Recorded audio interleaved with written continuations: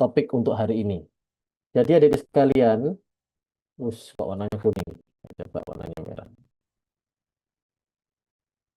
Adik sekalian masih ingat nggak waktu kita kemarin kuliah, mulai dari zaman awal-awal pertemuan yang awal-awal sampai kemudian pertemuan hari ini, sebenarnya yang terjadi dengan profesi kita itu adalah seperti ini.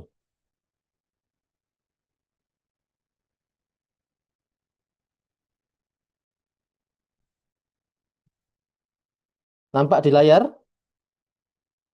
Kelihatan di layar? Ya, seperti Sabita gitu nggak apa-apa. Sambil ngemil nggak apa-apa ya. Di Sabita RR itu monggo. Silahkan sambil makan, menikmati makanan nggak apa-apa Sabita. Tapi tolong saya minta semuanya untuk on cam ya. Kenapa kok begini adik-adik sekalian? Saudara masih ingat nggak? Dulu waktu awal-awal kuliah, saya selalu mengatakan, saya bicara berikan contoh di sejarah kita, yang bisa jadi apoteker zaman dulu itu tidak harus berdasarkan apa namanya pendidikan. Yang punya keahlian boleh menjadi apoteker.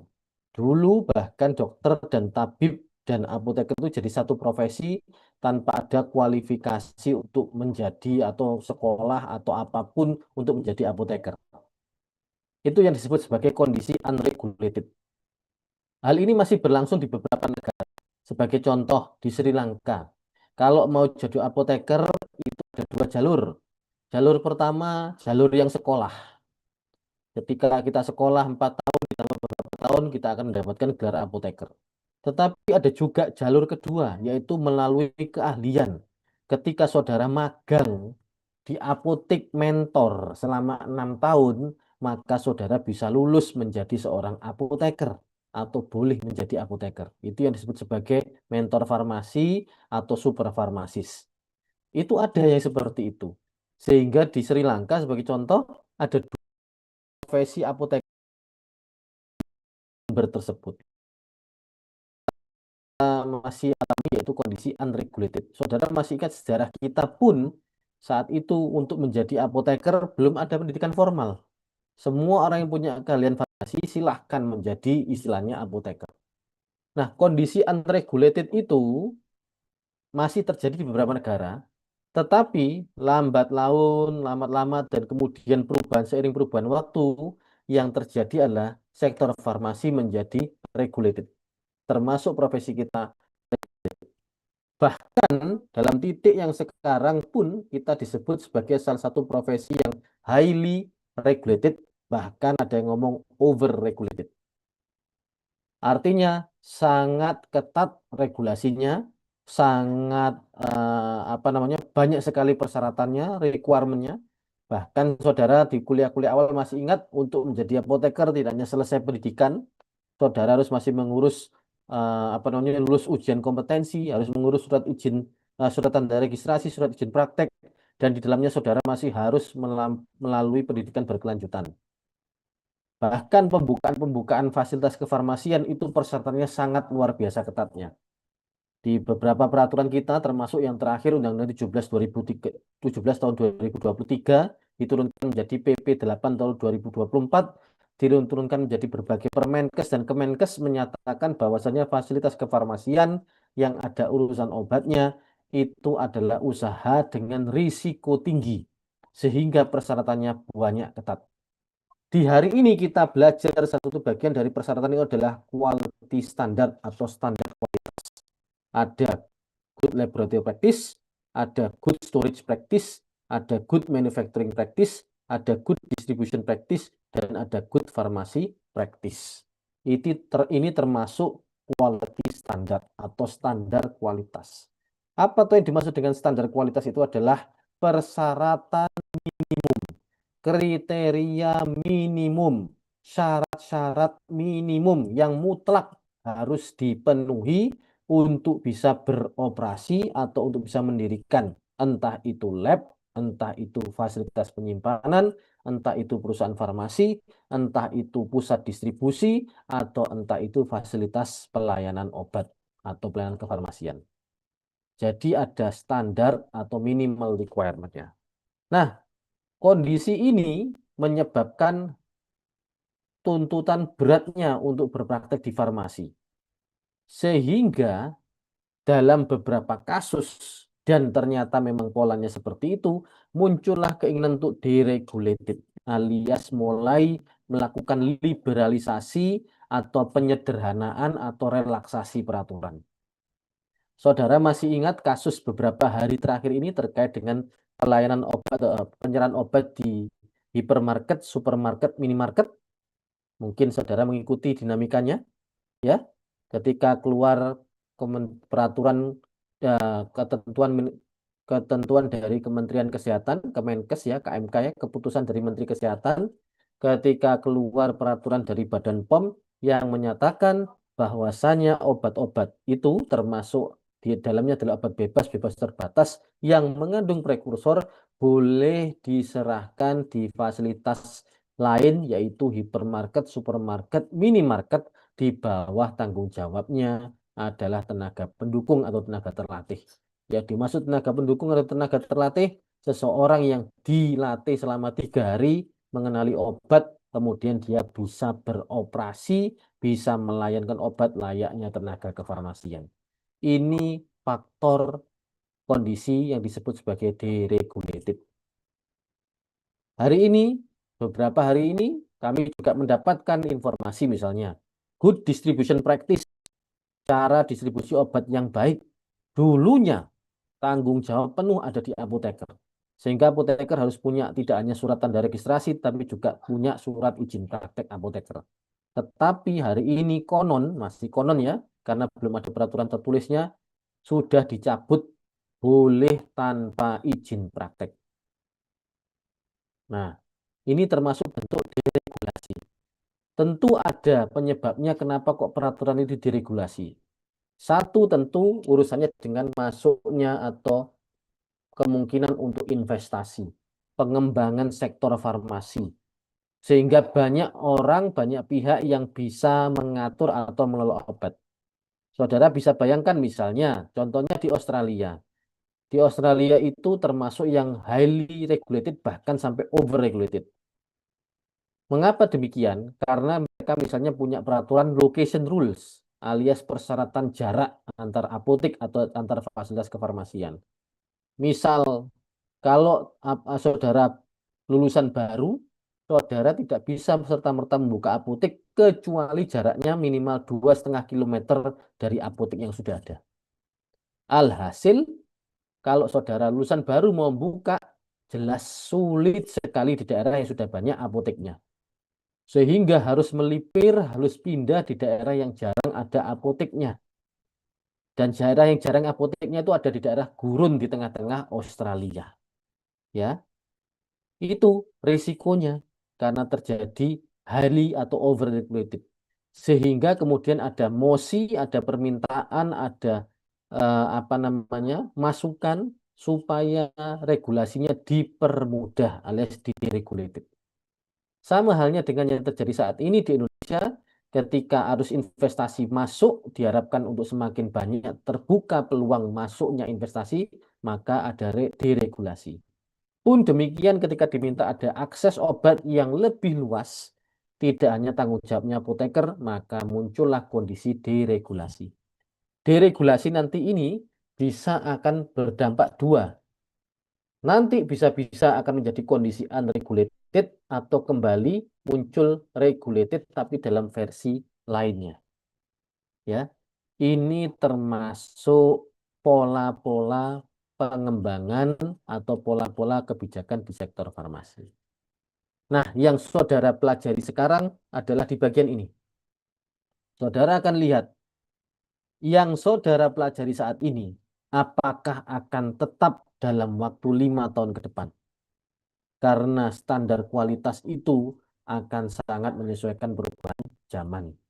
Ya, tetapi saya ingin saudara mengetahui bahwa kompetensi, kualifikasi, dan komponen-komponen utama dalam standar kualitas itu layaknya harus ada untuk menjamin apa? Namanya kualitas berarti untuk menjamin mutu. Mutu apa? Mutunya sesuaikan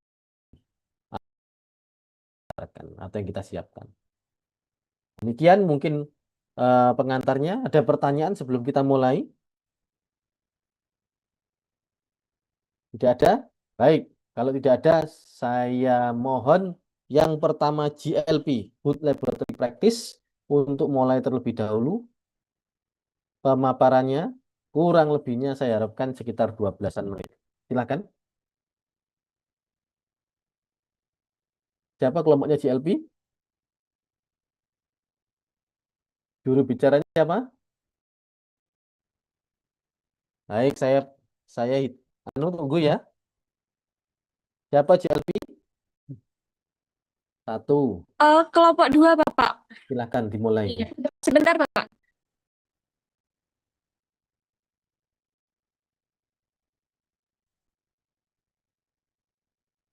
GLP sudah mulai.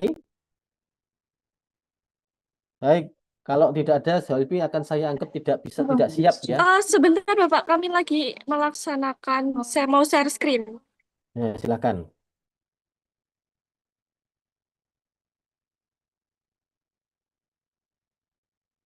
GLP lagi terhadap yang kedua.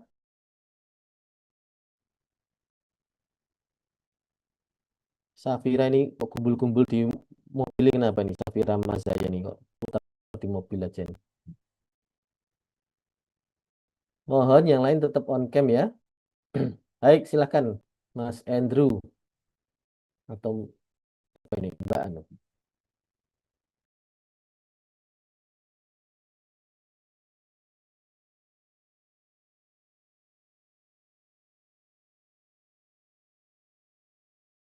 Itu dimulai dari sekarang. Monggo, silakan. 3.30.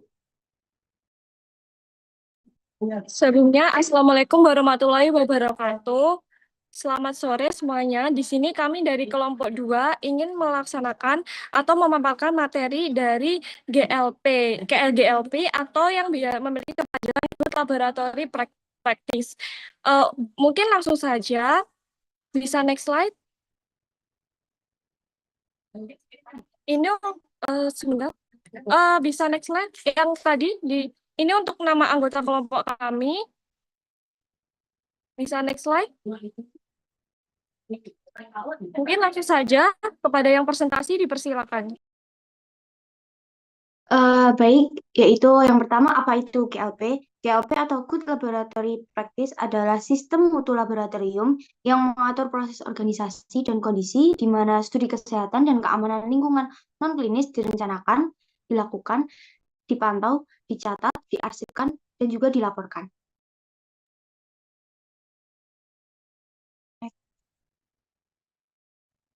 Nah, dasar regulasi GLP di Indonesia sendiri mengacu pada keputusan Kepala Badan Pengawas Obat dan Makanan tahun 2016 cara berlaku dan pengawas obat.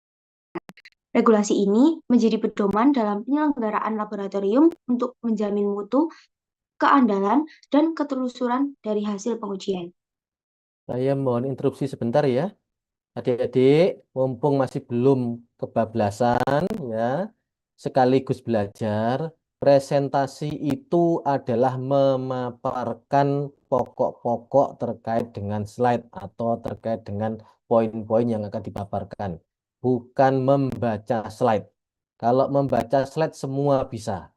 Jadi saya mohon, mumpung masih di semester 2, menjelaskan apa maksudnya atau maknanya dari slide. Bukan membacakan slide untuk kita semua. Demikian ya, namanya juga PowerPoint ya, yang dijadikan power itu adalah poin-poinnya. Bukan yang ada di dalam tulisannya situ. Silakan.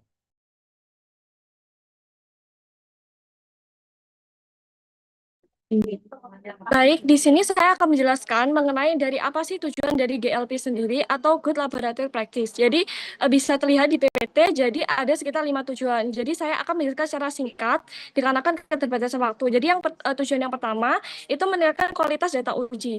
Jadi fungsi GLP itu memastikan data yang dihasilkan itu akurat dan dapat dipercaya. Saya bisa memberikan contoh itu seperti hasil uji keamanan obat itu harus dicatat dan dilakukan sesuai prosedur agar hasil obat itu agar hasilnya tuh valid. Nah, yang untuk tujuan yang kedua itu bisa penerimaan data atau mutual acceptance of data.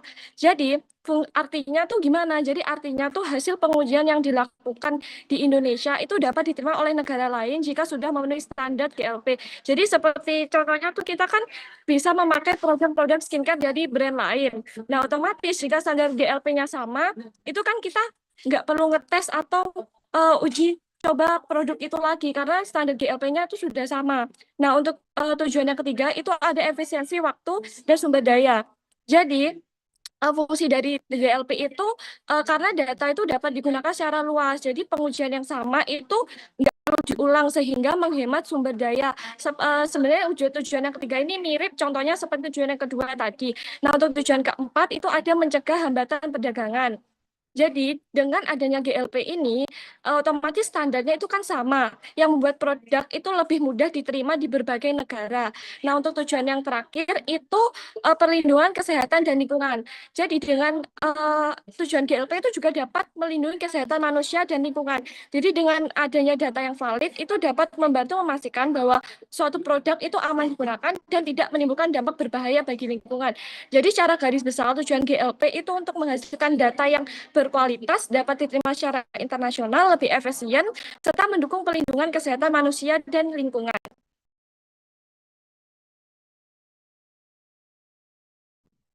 Baik, selanjutnya saya akan menjelaskan pentingnya GLP bagi beberapa bidang. Yang pertama, bagi laboratorium, GLP meningkatkan kredibilitas hasil penelitian. Artinya, hasil uji yang mengikuti prosedur baku lebih mudah diterima dan diakui karena setiap langkahnya tercatat dan bisa diperiksa ulang oleh siapapun. Yang kedua, memenuhi persyaratan regulasi nasional dan internasional. Artinya, laboratorium yang menerapkan GLP memiliki dokumen lengkap sebagai bukti bahwa pengujiannya sudah sesuai standar yang ditetapkan oleh BPOM maupun lembaga internasional. Yang ketiga, meminimalkan kesalahan dan variasi data. Artinya, karena setiap peneliti mengikuti langkah yang sama, hasil yang diperoleh cenderung seragam dan tidak mudah berubah meski dilakukan pada waktu yang berbeda. Kemudian, manfaat GLP bagi industri farmasi. Yang pertama, menambah kepercayaan konsumen. Artinya, konsumen lebih yakin menggunakan produk yang proses pengujiannya jelas dan dapat dibuktikan, bukan hanya diklaim aman oleh produsen. Yang kedua, mematuhi regulasi. Setiap produk yang ingin beredar di pasaran wajib memenuhi syarat dari lembaga pengawas. GLP membantu perusahaan memenuhi syarat pengujian. Yang ketiga, perlindungan hukum. Artinya, dokumentasi GLP menjadi bukti tertulis bahwa perusahaan telah menjalankan proses sesuai aturan, sehingga terhindar dari tuntutan hukum akibat kelalaian prosedur. Yang keempat, ada mengurangi risiko kesalahan. Kesalahan lebih mudah dideteksi sejak awal karena setiap tahap pengujian dicatat secara rinci dan dapat ditelusuri kembali. Yang kelima, ada akses pasar yang lebih luas. Banyak negara mensyaratkan sertifikasi GLP sebelum produk boleh masuk ke pasarnya, sehingga perusahaan yang sudah bersertifikat memiliki peluang ekspor yang lebih besar. Yang terakhir ada efisiensi operasional, artinya prosedur yang sudah terstandar mengurangi pekerjaan berulang dan menekan pemborosan waktu maupun bahan uji. Selanjutnya ada pentingnya GLP bagi masyarakat. Yang pertama, menjamin obat yang dikonsumsi masyarakat efektif dan aman. Artinya setiap obat yang beredar sudah melalui serangkaian pengujian yang ketat sehingga masyarakat dapat menggunakannya dengan rasa aman. Yang kedua, mencegah kontaminasi dan menjamin produk bebas dari zat berbahaya. Artinya pengujian yang dilakukan dalam kondisi terkontrol memastikan tidak ada zat asing yang masuk ke dalam produk selama proses berlangsung. Yang terakhir ada melindungi masyarakat dari resiko kesehatan dengan memastikan setiap produk yang diuji di laboratorium menghasilkan data yang akurat dan dapat dipertanggungjawabkan.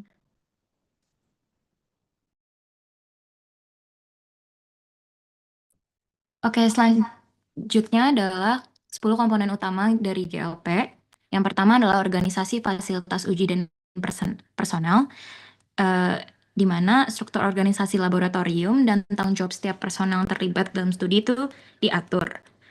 Selanjutnya adalah Program Quality Assurance atau QA. Jadi ini merupakan sistem pengawasan independen yang memastikan seluruh kegiatan laboratorium telah sesuai dengan prinsip GLP.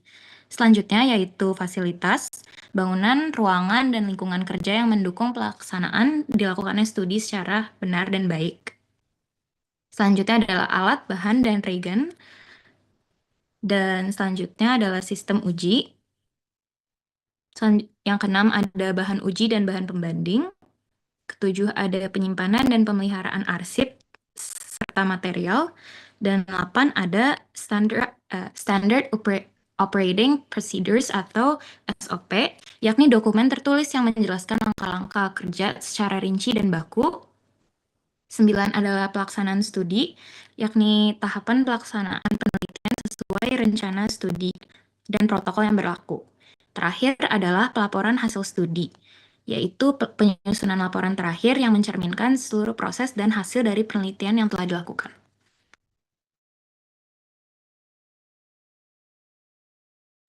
Selanjutnya terdapat beberapa contoh penerapan Good Laboratory Practice atau GLP dalam kegiatan penelitian dan pengujian. Mungkin bisa next slide. Contoh yang pertama adalah studi lapangan. Jadi studi ini tuh dilakukan di lingkungan terbuka dan dalam penerapan DLP sendiri, seluruh prosedur pengambilan sampel, pencatatan data, dan dokumentasi itu harus dilakukan secara sistematis agar hasil penelitian dapat dipercaya. Contohnya pada pengujian residu pestisida, studi metabolisme, dan ekotoksikologi.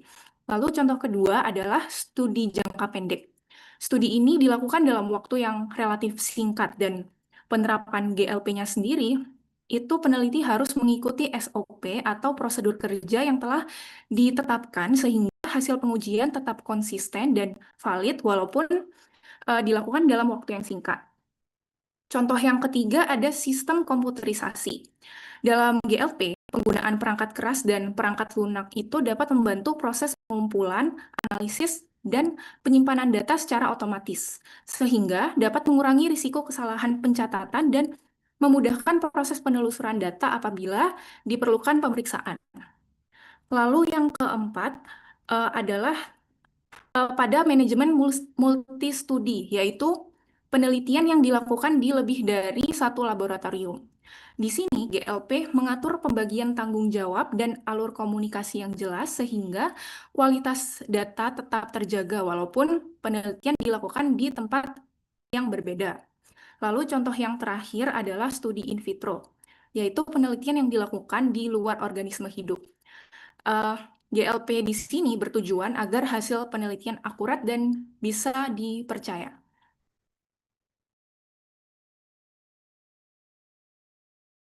Oke, dalam melaksanakan GLP itu pastinya ada tantangan yang kita temukan itu utamanya ada 3, SDM, biaya, dan sarana prasarana atau barangnya, biayanya, dan juga orangnya. Nah, yang pertama itu ada sumber daya manusia, itu misalnya kayak orangnya itu kurang ahli, kurang bisa melakukan standar GLP dengan benar. Terus juga bisa saja kalau misalnya personelnya tidak terorganisir dalam satu keanggotaan itu pastinya nanti jadinya tidak teratur, berantakan. Nah, terus habis itu juga ada juga kayak sumber daya manusia yang mereka itu ignoran yang kurang patuh dengan prosedur dalam laboratorium atau SOP-nya. Lalu untuk biayanya itu juga pastinya ada hambatan misalnya kayak dalam infrastruktur laboratoriumnya apakah barang-barangnya udah bagus, terus apakah sudah dikalibrasi dengan benar. Nah, terus habis itu ada juga kayak sistem manajemen data di mana kan kita harus menggunakan aplikasi atau software yang baik dan juga ada sertifikasi dan audit yang juga membutuhkan biaya. Lalu di seksi sarana prasarana itu seperti fasilitasnya itu ada macam-macam hambatannya misalnya di isolasi aktivitas dan area kerja bisa saja ada area yang kita kecampur kerjaannya jadinya kurang baik standar laboratoriumnya terus juga ada juga kualifikasi proteksi fasilitas arsip dan juga bisa aja ada kontaminasi dan pengelolaan limbah di mana bisa aja ada barang-barang yang tercampur terus habis itu pembersihannya kurang baik jadinya uh, laboratoriumnya itu kurang steril begitu.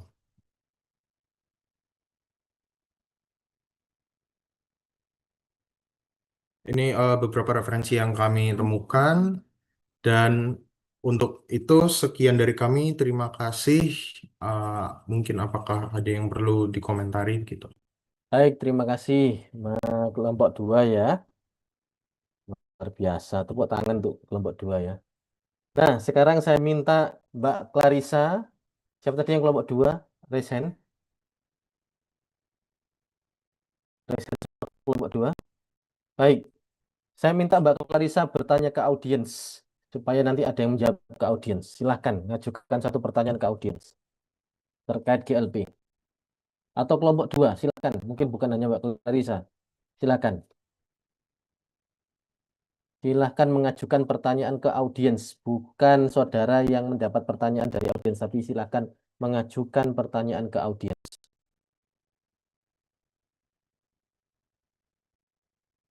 Gimana? Tidak? Ansa, Clarissa, Chris, Anda? Apa ya? Baik, Bapak, izinkan saya berdiskusi sebentar. Gimana diskusinya? Akila, Jesselyn, Asmi, silahkan tanya. Anindita, tanya ke audiens.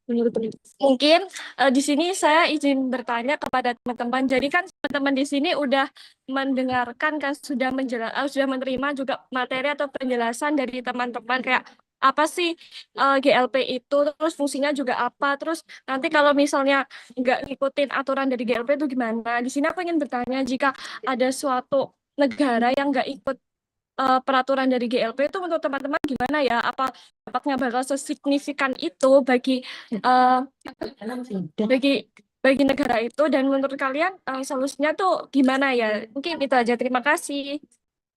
Baik, silahkan. Siapa yang bisa jawab selain kelompok 2? Muhammad. Muhammad di kelompok 2 enggak? Silahkan yang selain kelompok 2. Saya Di- audiens, Bapak. Oke. Silakan di lower hand semua untuk kelompok 2. Saya mau lihat siapa yang bisa menjawab selain kelompok 2. Pertanyaan dari Mbak Sobat tadi, Clarissa. Siapa yang menjawab? Saya, Bapak. Silakan Muhammad. Oke, jadi kalau nggak salah tadi kan GOP untuk standar di lab ya, untuk kita membuatkan produk lagi, karena kan pasti harus ada GOP. Dan jadi saya rasakan harus kita punya, karena di internasional juga ada satu negara yang nggak bisa menerapkan GLP dengan baik. Saya rasa akan sulit ya kalau mereka misal ada inovasi untuk disebarkan negara lain, karena GLP tidak memenuhi, pastinya negara-negara lain akan menolak gitu, Pak. Solusinya ya harus diterapkan GLP biar seluruh standarnya bisa mengikuti internasional gitu. Baik, betul sekali ya. Salah satu contohnya dulu adalah kasus cemaran udang yang kita mau ekspor ke Jepang atau tuna yang kita mau ekspor ke Jepang.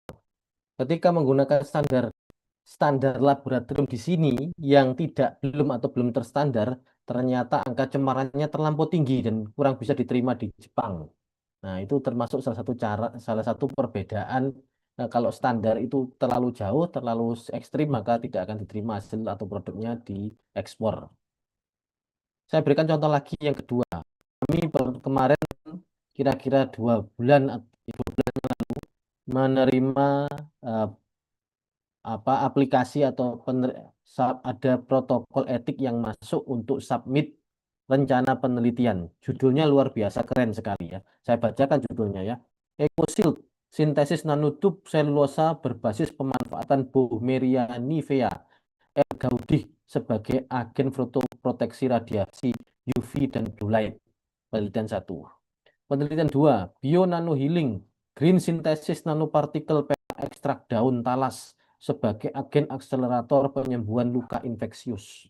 Penelitian 3, integrasi network farmakologi dan molekular docking berbasis graph teori dalam identifikasi lead compound Eigel Marmelos sebagai kandidat antidiabetes tipe 2. Saya tanyakan kepada peneliti, saudara melakukan penelitian ini apakah di laboratorium yang berstandar nasional sekurang-kurangnya atau berstandar Komite Akreditasi Nasional? Jawabannya tidak. Tidak ada. Kami melakukannya di laboratorium biokimia yang tidak terstandar di universitas salah satu di daerah di Indonesia Timur. Terus siapa yang melakukan? Pemimpin penelitinya adalah seorang ahli matematika komputasional. Nah, di sini saudara bisa bayangkan penelitiannya sudah sedemikian ngerinya judulnya, tapi antara kompetensi dan kualifikasi fasilitas maupun personil tidak nyambung. Sehingga penelitian ini terpaksa kami reject, kami tolak untuk permohonan etik penelitiannya. Ini sebagai ilustrasi saja. Baik, terima kasih kelompok GLP. Kita lanjutkan kelompok GLP mau milih apa? GPP, GDP, GMP, GSP? Oke, terima kasih Bapak atas kesempatannya. Kami mau memilih kelompok GPP. GPP. Langsung ke hilirnya. Silakan kelompok GPP. Dari hulu langsung ke hilir. Lompat langsung. Silakan. Siapa kelompok GPP? Mana GPP? Permisi Pak, dari kelompok tim Pak. Kelompok 5, kelompok GPP. Silakan dimulai. Ya, Waktunya 12 menit kalau bisa. 3, 4, 8. Bismillahirrahmanirrahim. Assalamualaikum warahmatullahi wabarakatuh. Kami dari kelompok 5 akan presentasikan good pharmacy praktis. Selanjutnya,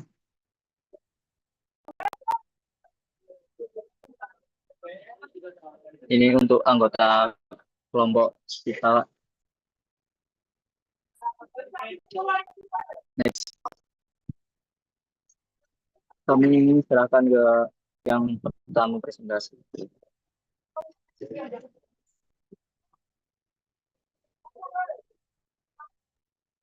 Lanjut, siapa yang presentasi?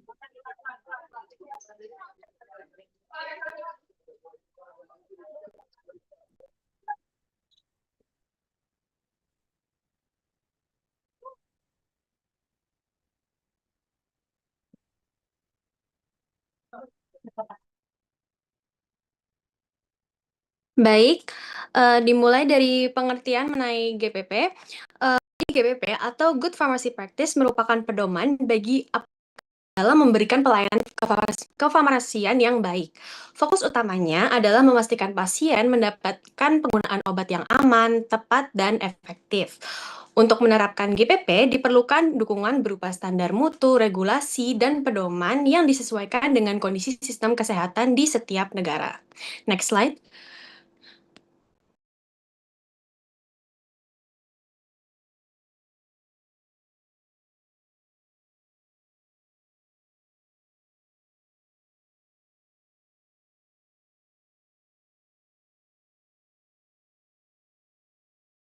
Siapa lagi? Tujuan dari good pharmacy praktis ini adalah kita sebagai apoteker harus merespon menggunakan layanan respon masyarakat untuk ke apotek. Nah, tujuan mendasar penerapan GPP ini ada beberapa poin. Yang pertama, mencapai hasil terapi yang baik. Dua, mengutamakan kesejahteraan pasien dan memenuhi optimalisasi orang baru. Bagaimana itu kita sebagai apoteker harus memberikan hasil yang terbaik kepada pasien dan mengutamakan sejahtera obat yang baik kepada pasien juga, dan meningkatkan akses dan mutu pelayanan kesehatan. Next slide. Nah, di sini ada kayak komponen. Sky komponen terbagi menjadi 4 role. Next. Untuk role yang pertama yaitu pengelolaan obat yang benar dan dapat dipertanggungjawabkan sejak awal. Nah, di sini ada beberapa poin, yaitu yang poin pertama, fungsi menyiapkan. Nah, kita sebagai farmasi atau apoteker pastinya bertanggung jawab dalam memastikan bahan baku, alat, dan tempat peracikan itu memenuhi standar, sehingga obat yang dihasilkan dapat aman dan berkualitas. Ini juga aspek sterilitas juga harus diperhatikan kepada beberapa sediaan seperti injeksi dan tetes mata. Kemudian yang kedua ada fungsi pengadaan dan penyimpanan. Di sini sebagai farmasis atau apoteker pastinya bertanggung jawab dalam pengadaan obat dari pemasok resmi dan menggunakan sistem yang baik agar tidak terjadi kelebihan maupun kekurangan stok obat. Kemudian kita juga sebagai farmasis apoteker harus bertanggung jawab dalam penyimpanan obat agar tidak mudah rusak. Next. Poin selanjutnya adalah fungsi pendistribusian. Kita juga sebagai apoteker harus bertanggung jawab dalam pendistribusian obat agar tetap aman, agar sampai ke tangan pasien. Kemudian yang selanjutnya ada fungsi pemberian dan penyerahan obat. Nah, di sini apoteker juga memastikan obat yang diberikan itu sesuai resep, dosisnya juga tepat, serta aman digunakan oleh pasien. Nah, juga di sini apoteker juga harus memberikan informasi maupun edukasi terkait penggunaan obat agar hasil terapi yang diperoleh oleh pasien itu optimal. Kemudian ada fungsi pemberian dan penyerahan obat. Fungsi pemusnahan atau pembuangan obat. Nah, di sini juga terkhusus pada obat yang telah rusak atau kadaluarsa. Nah, sebagai apoteker harus mengelola dan memusnahkan secara aman untuk melindungi dari pasien maupun lingkungannya. Next.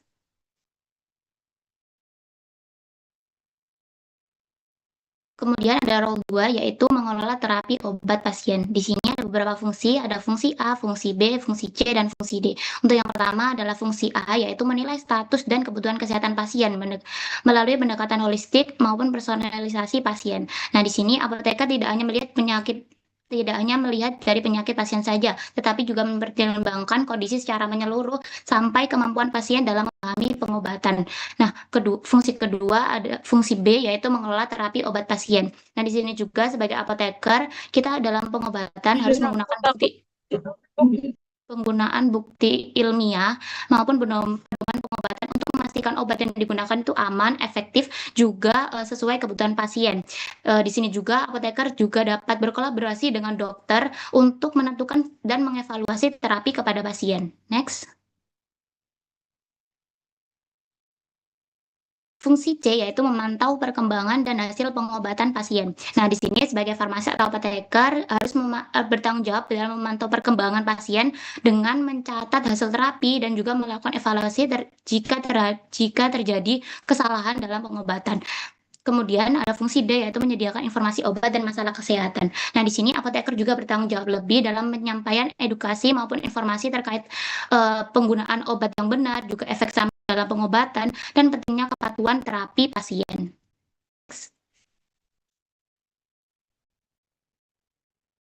Baik, selanjutnya yaitu role ketiga, yaitu mempertahankan dan meningkatkan kinerja profesional. Pada role 3 ini kita lebih berfokus pada perkembangan yang ada di dunia farmasis.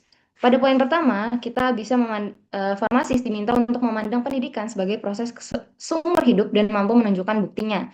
Dalam poin ini, farmasis diharuskan bisa memandang pendidikan sebagai lifelong learning dan dapat menunjukkan secara nyata bahwa ia terus meningkatkan keterampilannya, pendidikannya, pengetahuannya, dan juga kinerja profesionalnya. Buktinya bisa berupa sertifikat pelatihan, kegiatan CPD, seminar, dan sebagainya. Untuk poin yang kedua, yaitu bagaimana farmasis bisa memperbarui pengetahuan dan keterampilan mereka tentang terapi alternatif. Kenapa farmasis perlu untuk meningkatkan pengetahuan terkait terapi alternatif?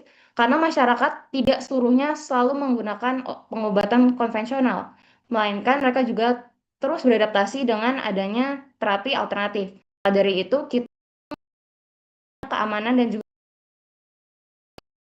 konvensional terapi alternatif. Selanjutnya, bisa di next slide.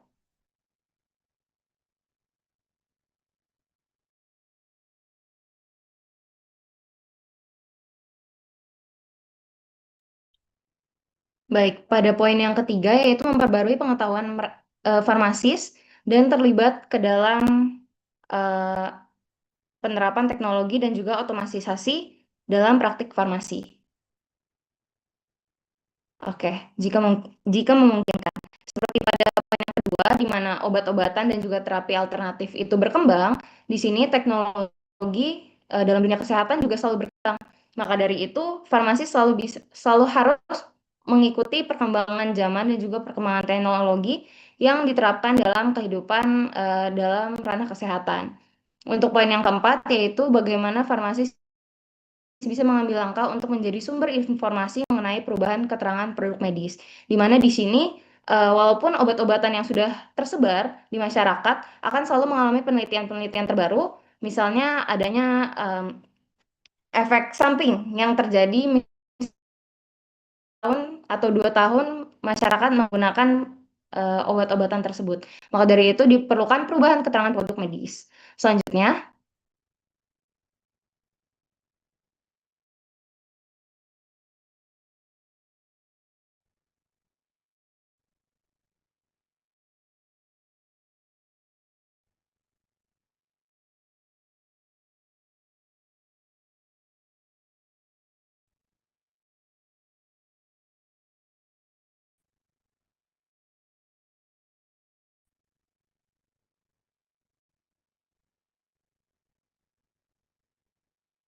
Ya, apa selanjutnya?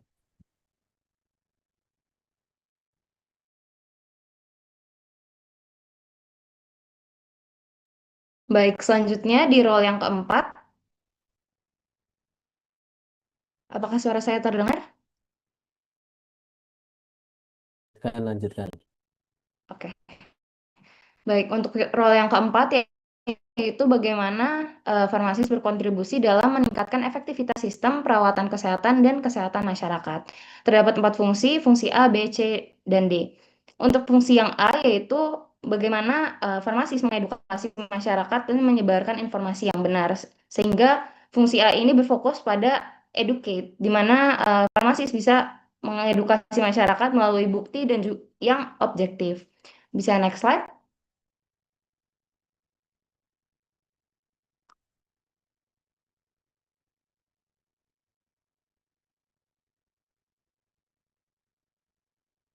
Baik, fungsi yang B yaitu bagaimana farmasis terlibat dalam aktivitas dan layanan perawatan pencegahan. Di sini kita sebagai farmasis mencegah penyakit dan melakukan screening, yaitu bagaimana kita bisa mengedukasi masyarakat untuk misalnya tidak menghentikan merokok, penyakit penularan dan juga penyakit menular seksual. Fungsi yang C yaitu bagaimana farmasis bisa mematuhi kewajiban pedoman dan juga peraturan perundang-undangan profesional nasional. Di sini kita mematuhi etika dan juga hukum profesi kita. Dan yang terakhir yaitu fungsi yang D, yaitu mendukung dan mengadvokasi kebijakan nasional. Di sini kita mendukung kebijakan kesehatan dan juga bekerja sama dengan profesi lain untuk meningkatkan hasil kesehatan di masyarakat.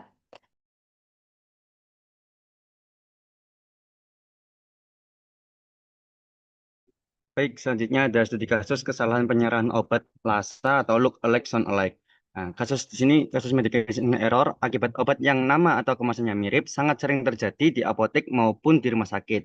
Salah satu kasus klasik yang sering didokumentasikan dalam jurnal farmasi klinis adalah tertukarnya obat Losec dengan obat Lasik, yang mana Losec untuk asam lambung dan Lasik untuk mengeluarkan cairan tubuh. Kronologi kejadiannya, yaitu seorang pasien datang ke apotek membawa resep untuk keluhan nyeri lambung. Resep tersebut tertulis Losec, akan tapi sang apoteker membacanya Lasik. Apoteker langsung menyiapkan dan menyerahkan Lasik tanpa melakukan wawancara atau konfirmasi kepada pasien mengenai keluhan penyakitnya. Akibatnya, pasien mengalami dehidrasi parah karena terus-menerus buang air kecil, sementara masalah asam lambungnya tidak terobati. Next. Nah, analisis berdasarkan GBP yaitu yang pertama, kegagalan screening resep. Apoteker tidak melakukan pengkajian klinis untuk menganalisa ketepatan indikasi obat dengan keluhan pasiennya.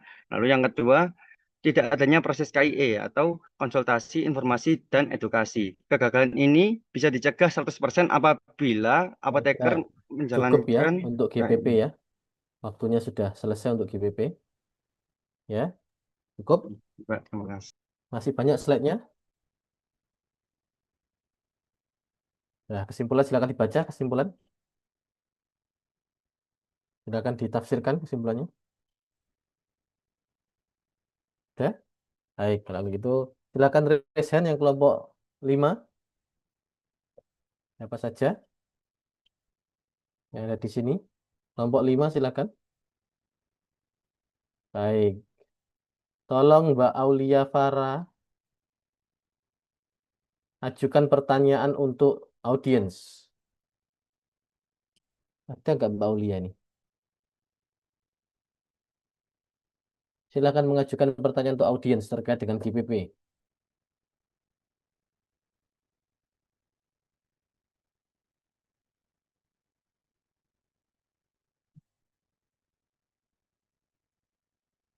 Mbak Aulia, Iya, Pak, sebentar. Apakah suara saya terdengar dengan jelas? jelas. Silakan mengajukan Iya, kepada semuanya. baik. Nah, jadi ini, semisal kita pakai skenario terburuk, kalau kasus ini udah terlanjur terjadi di apotek, eh, obatnya udah dibawa pulang dan pasiennya udah terlanjur minum sampai mengalami dehidrasi parah. Kalau posisinya kalian sebagai apoteker di sana, first response atau tindakan apa sih yang bakal kalian lakukan pertama kali demi menyelamatkan pasien? Kalau mengacu ke prinsip GPP yang mengutamakan keselamatan pasien. Terus gimana kalian memitigasi error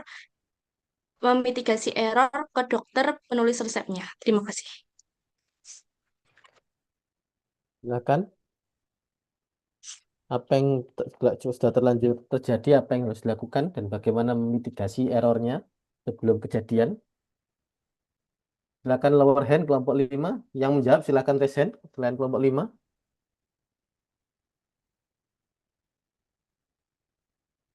Oke, Vela Dea Ilva. Silakan dijawab Vela Dea Ilva. Vela. Vela. Vela. Ada? Silakan Pak Maaf, Pak, Rizal. saya anggota dari kelompok yang tadi Oh, presentasi. kok gak on cam Mbak Vela? Posisi di mana Mbak Vela? Oke. Alexander juga nggak on cam. Loh, kok di off cam lagi? Saya on Hilang. cam, Bapak. Nah, Vela mana nih kok hilang lagi nih? Ayo silakan Mas Farizil. Oke, Pak baik. Rizal. Sebelumnya, apakah suara saya sudah terdengar dengan jelas? Silakan, jelas. Baik, mungkin kalau dari persepsi saya sebagai seorang apoteker, pastinya tindakan pertama adalah menginstruksikan kepada keluarga pasien itu untuk segera menghentikan konsumsi obat, lalu mungkin bisa dengan mengarahkan mereka ke dalam instansi gawat darurat rumah sakit terdekat untuk mendapatkan penanganan terkait dehidrasi dari kasus tadi, serta kedaruratan klinis akibat kesalahan pemberian dosis atau sediaan. Lalu juga sesuai dengan prinsip kelayanan kefarmasian yang baik atau GPP yang sudah dipaparkan oleh kelompok 5, bagi kelompok saya mungkin apoteker itu seharusnya bisa wajib untuk memvalidasi rujukan darurat dengan memberikan data yang akurat terkait obat yang telah dikonsumsi kepada tim medis secara cepat. Lalu untuk mitigasinya kepada dokter penulis resep, pastinya dilakukan melalui komunikasi yang profesional, yang jujur untuk mengakui adanya kesalahan dari seorang apoteker itu sendiri terhadap saat penyerahan obat itu sendiri di apotek, sekaligus berkoordinasi secara kooperatif untuk menyusun rencana terapi penyelamatan yang aman bagi pasien. Mungkin cukup itu jawaban dari saya. Terima kasih. Baik, terima kasih luar biasa ya. Ya, di jawabannya juga baik sekali ya. Dalam kondisi pertama ketika terjadi permasalahan terkait obat, ya, yang disebut sebagai nanti saudara pelajari atau sudah dipelajari kemarinnya drug related problems, akan ada dua model drug related problems yang sifatnya aktual atau sifatnya potensial. Aktual berarti sedang terjadi, potensial itu akan terjadi. Setiap obat pasti punya kondisi DRP, ya. Dalam kasus salah pemberian obat itu muncul kejadian lain yang disebut sebagai medication error.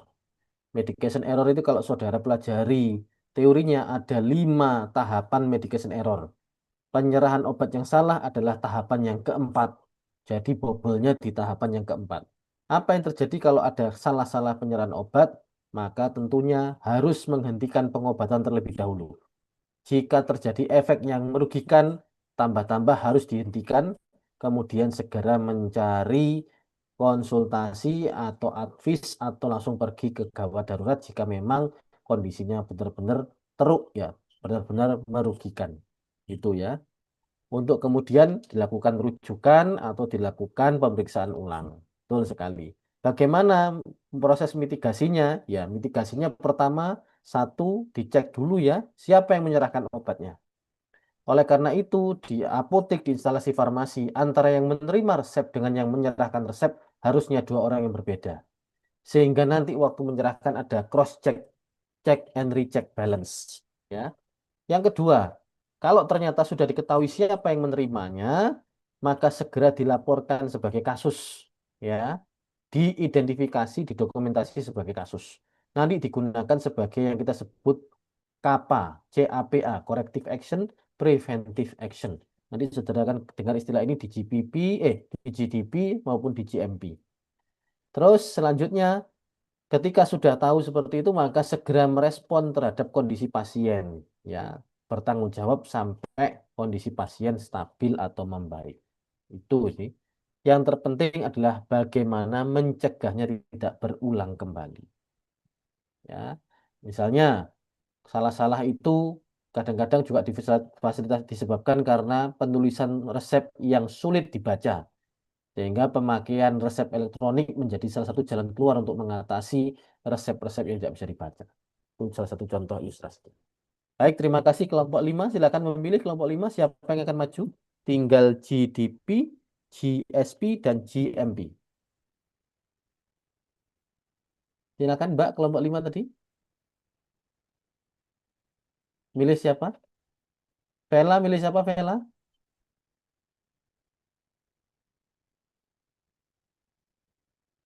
Vela, tinggal milih saja. Siapa saja? 1, 2, 3. 2, 3, 4. Vela, milih ya kok masih lama Vela ini. Ayo Vela. Kelompok 5 tadi siapa? Juru bicaranya? Mas tadi yang awal itu. Haikal? Ya, Mas Haikal ya. Betul ya? Kelompok 5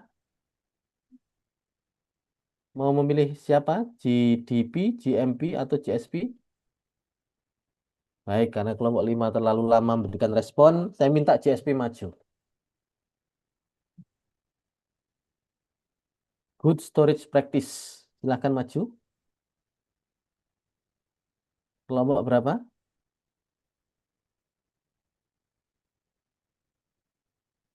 GSP. Kelompok berapa GSP? Panggilan kelompok GSP. Silahkan. Ini sih Bapak. Silakan di share screen. Baik, sebentar.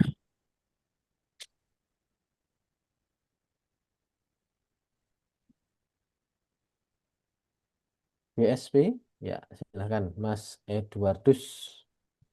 Apakah sudah terlihat? Silakan kelompok 4 sudah terlihat. Baik, sudah terlihat. Terima kasih Edu.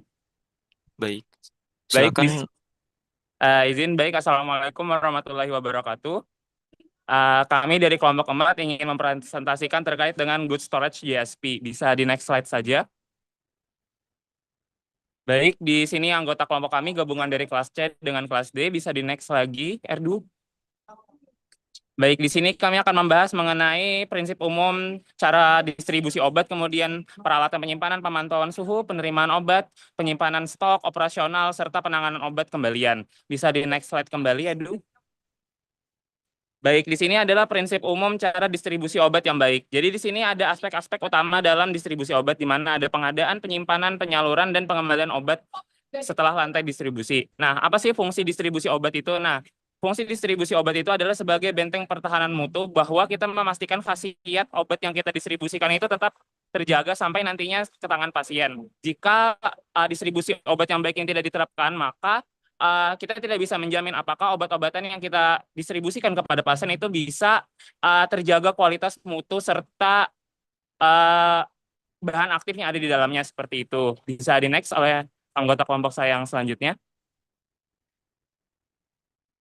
Baik, selanjutnya yang kedua yaitu bangunan dan peralatan penyimpanan, di mana fasilitas distribusi seperti PBF harus memiliki bangunan dan peralatan yang sesuai dan memadai untuk menjamin keamanan dan juga mutu obat, serta harus memenuhi standar sebagai berikut, yaitu yang pertama, tersedia ruangan dengan kapasitas yang cukup, dilengkapi pencahayaan dan ventilasi yang memadai.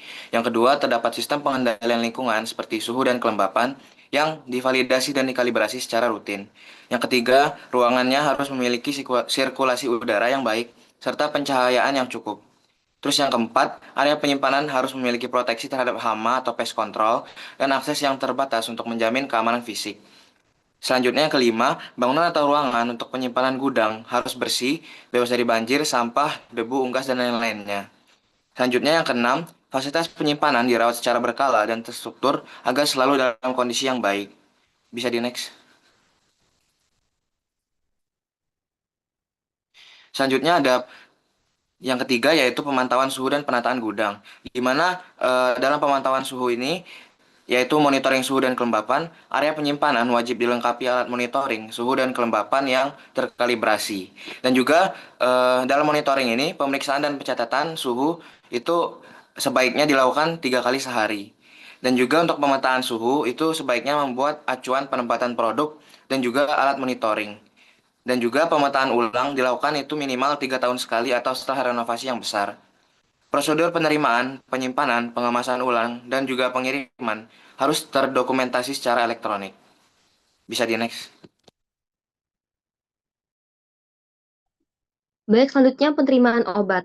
Pada tahap ini, kita harus memastikan obat yang datang ini sesuai dengan persyaratan mutu dan keamanan. Salah satunya dengan memperhatikan kadaluarsa obat.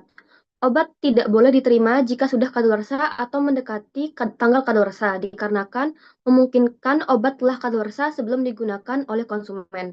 Selain itu, kita juga harus mencatat nomor batch dan tanggal kadaluarsa obat untuk mempermudah penelusuran jika terjadi hal yang tidak diinginkan kemudian hari. Lalu, jika ditemukan obat yang diduga palsu, batch tersebut harus segera dipisahkan dan dilaporkan ke instansi berwenang serta pemegang izin edar. Next slide.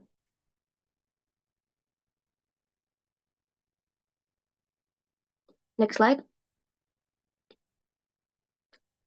Lalu penyimpanan dan rotasi stok. Nah, pada tahap penyimpanan ini kita harus menggunakan prinsip first expired first out, di mana obat dengan expired terdekat harus dikeluarkan terlebih dahulu.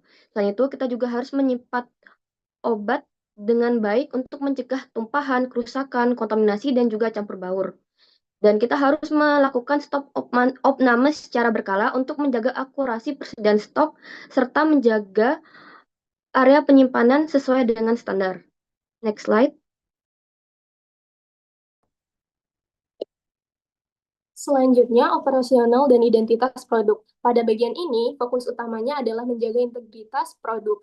Nah, sebagai seorang farmasis, kita harus memastikan identitas dan informasi obat itu tidak boleh berubah dari pabrik hingga ke tangan konsumen.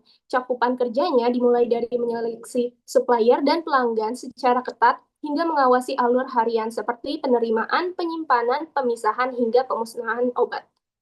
Boleh di next. Selanjutnya mengenai penanganan obat kembalian, keluhan, dan penarikan. Nah, mengenai penanganan masalah produk, jika ada keluhan, obat retur, dugaan obat palsu, atau penarikan pasar, semuanya wajib diinvestigasi sesuai SOP yang berlaku dan dicatat. Khususnya untuk obat retur, proses penerimaannya harus dicocokkan dengan dokumen pengiriman agar kita bisa melakukan penilaian resiko terhadap produk tersebut. Next. Baik, sebagai kesimpulan dari seluruh pembahasan kelompok kami, Good Storage Practice atau GSP ini sebenarnya adalah benteng pertahanan terakhir kita dalam menjaga kualitas sediaan farmasi. Yang mana tadi GSP memastikan obat tetap aman, stabil, dan terjaga mutunya sejak dari gudang penyimpanan hingga akhirnya jatuh di tangan konsumen. Target utamanya jelas menjamin efikasi obat demi keselamatan dan kepuasan pasien. Yang mana di sini letak peran besar kita sebagai calon apoteker. Tanggung jawab kita tidak hanya berhenti pada penerapan regulasi GSP ini dalam fasilitas apotek atau rumah sakit saja, tetapi juga pada edukasi masyarakat secara luas. Sebab seringkali obat sudah disimpan dengan baik di instalasi farmasi, namun mutunya justru rusak ketika dibawa pulang oleh pasien akibat kurangnya edukasi mengenai cara penyimpanan obat di rumah sehari-hari. Baik, sekian pemaparan dari kelompok kami mengenai pentingnya GSP. Semoga apa yang kami sampaikan dapat bermanfaat. Saya tutup. Wassalamualaikum warahmatullahi wabarakatuh. Waalaikumsalam warahmatullahi wabarakatuh. Terima kasih kelompok 4. GSP beririsan dengan GDP, Good Distribution Practice ya. Silakan Mas Edward Dus bertanya kepada audiens. Baik, ini untuk share screen-nya saya matikan dulu ya, Pak. Ya, silakan dimatikan. Oke.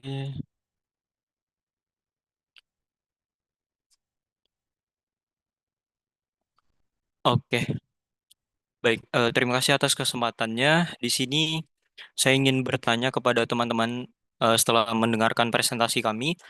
Eh, Pertanyaan saya, bagaimana pendapat kalian apabila terjadi sebuah pemadaman listrik total atau blackout selama kurang lebih 12 jam di suatu wilayah yang memiliki industri farmasi.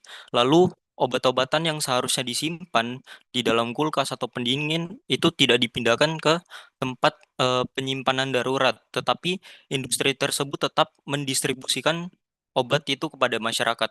Menurut kalian, bagaimana kondisi tersebut mempengaruhi penerapan GSP ini? Prinsip apa saja yang dilanggar, dan tindakan apa saja yang seharusnya dilakukan terhadap industri farmasi tersebut? Terima kasih. Oh, pertanyaannya berat ya. Silakan.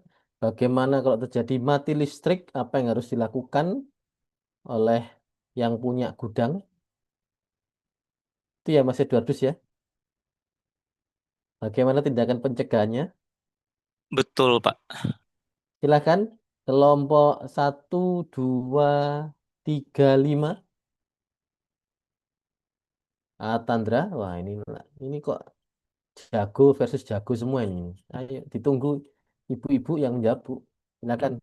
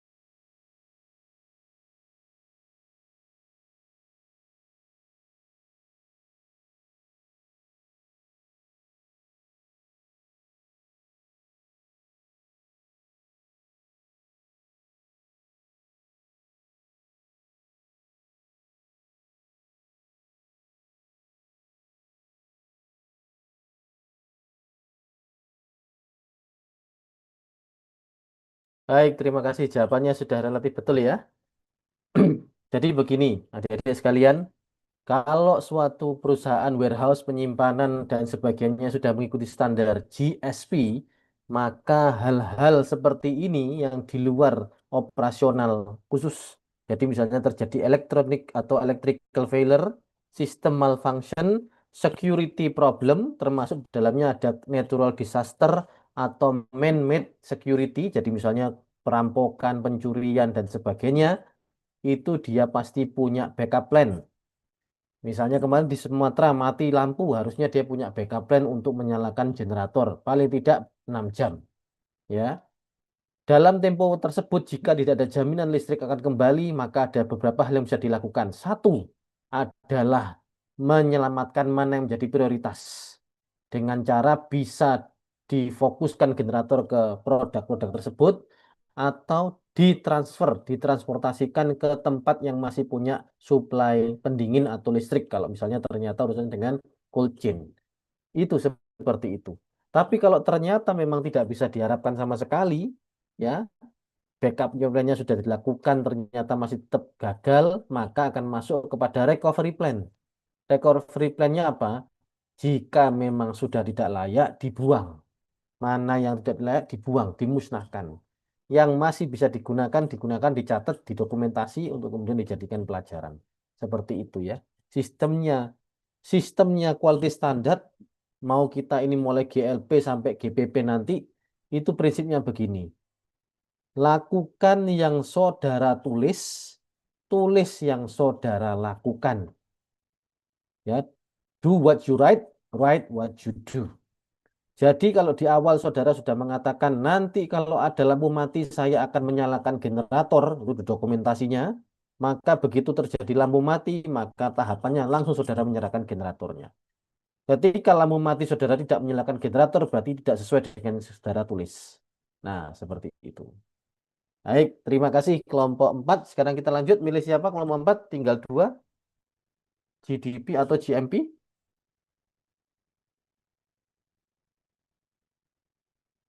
Kelompok 4. Kelompok 4. Milih siapa? Eh, Permisi Pak, Silakan. tadi tersisa GMP sama GDP ya Pak. Iya, betul.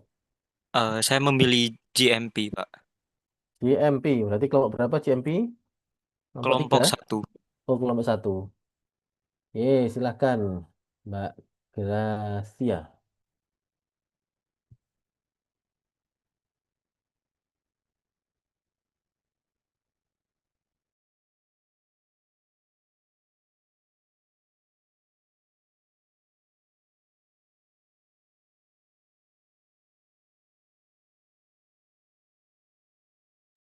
Silakan GMP. GMP. Baik, Assalamualaikum warahmatullahi wabarakatuh. Selamat sore Pak Andi dan teman-teman sekalian. Kali ini kami kelompok 1 akan mempresentasikan mengenai Good Manufacturing Practice. Bisa di slide. Berikut ini nama anggota kelompok kami. Slide.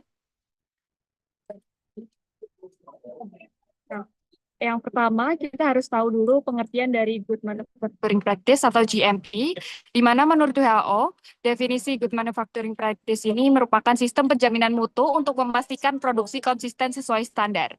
Dan peran utamanya di sini adalah untuk menjamin mutu produk sejak tahap perancangan hingga produksi, dengan tujuan meminimalkan risiko kontaminasi, kesalahan produksi, dan bahaya bagi pasien.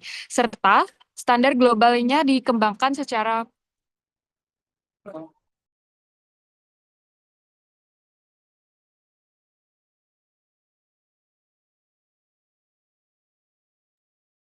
Halo, GMP.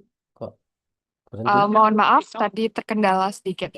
Untuk standar globalnya dikembangkan secara internasional oleh WHO dan PICFOS.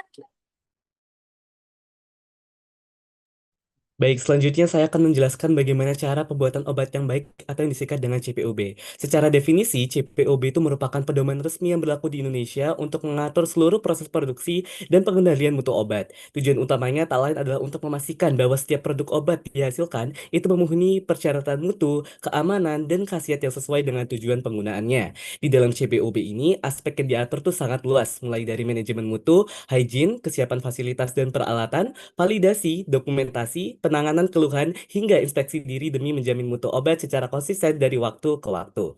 CPOB juga merupakan implementasi nasional dari prinsip global GMP yang disesuaikan dengan regulasi di negara kita.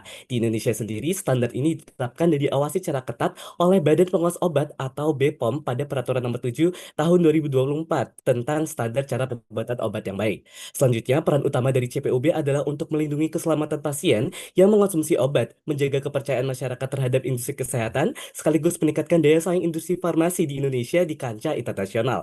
Kita juga harus mengingat bahwa kegagalan dalam menerapkan CPOB bisa berdampak sangat fatal, mulai dari penurunan obat, tidak efektifnya suatu terapi pengobatan, hingga risiko yang dapat membahayakan keselamatan jiwa pasien. Next slide. Oke, baik. Selanjutnya saya akan menjelaskan tujuan dan manfaat dari penerapan GMP, Good Manufacturing Practices, atau yang dalam industri farmasi kita kenal juga sebagai CPOB. Nah, tujuan utama dari GMP ini sebenarnya sangat sederhana, yaitu memberikan panduan produksi yang jelas. Kenapa harus jelas? Agar setiap produk yang keluar dari lini produksi dipastikan memenuhi standar kualitas yang telah ditetapkan, tanpa pengecualian. Lalu GMP juga membawa 3 manfaat utama yang saling berkesinambungan. Pertama, dari sisi konsumen. Produk yang diproduksi dengan standar GMP telah melewati pengujian dan pengawasan yang ketat sehingga memberikan jaminan keamanan total bagi konsumen. Dan yang kedua, dari sisi produsen, penerapan GMP secara signifikan meminimalkan kesalahan kerja atau penyimpangan selama proses produksi sehingga kualitas produk akan terjaga dan reputasi industri di mata publik pun akan meningkat. Dan yang ketiga, dari sisi bisnis, yaitu GMP memastikan produk dihasilkan secara konsisten setiap harinya, sehingga risiko kegagalan batch atau produk rusak dapat ditekan serendah mungkin, dan hal ini dapat mengamankan pertumbuhan profit industri farmasi. Next.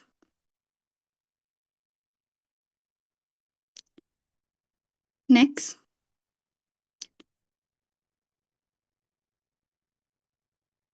Dapat di next. Selanjutnya adalah komponen kunci dari standar kualitas GMP. Yang pertama ada Pharmaceutical Quality System atau PQS, yang merupakan landasan untuk memastikan bahwa obat yang diproduksi sesuai dengan ketentuan izin edar dan aman bagi pasien. Nah, di sini diperlukan partisipasi aktif dari personel di berbagai departemen, serta komitmen dari pemasok dan distributor. Nah, di dalam PQS ini juga diterapkan manajemen risiko mutu secara sistematis untuk mengevaluasi risiko dengan fokus utama pada perlindungan pasien. Lalu yang kedua ada personel. Nah, pembuatan obat yang konsisten sangat bergantung pada SDM yang kompeten dengan uraian tugas tertulis yang jelas. Nah, manajemen wajib menunjuk personal kunci yaitu kepala produksi, kepala QC, dan kepala QA. Kepala produksi dan kepala QC harus independen atau terpisah demi menghindari konflik kepentingan. Selain itu, seluruh personel wajib mendapatkan pelatihan GMP serta menerapkan program hygiene yang ketat untuk mencegah kontaminasi. Yang ketiga ada quality control atau pengendalian mutu yang memiliki tugas penting dalam mengambil sampel, penyusunan spesifikasi, pengujian, serta prosedur pelulusan. Laboratorium QC harus ditunjang oleh personel yang terlatih dan peralatan yang dikalibrasi. Prinsipnya, tidak ada bahan atau produk yang boleh digunakan atau distribusikan sebelum mutunya dinilai memuaskan dan disertifikasi oleh apoteker penanggung jawab. Dan yang keempat ada premises and equipment atau bangunan dan peralatan. Nah, di sini fasilitas harus dirancang dan dirawat sesuai dengan sifat kooperasi untuk meminimalkan risiko kesalahan dan kontaminasi silang. Area penyimpanan harus memadai untuk memisahkan status bahan secara jelas.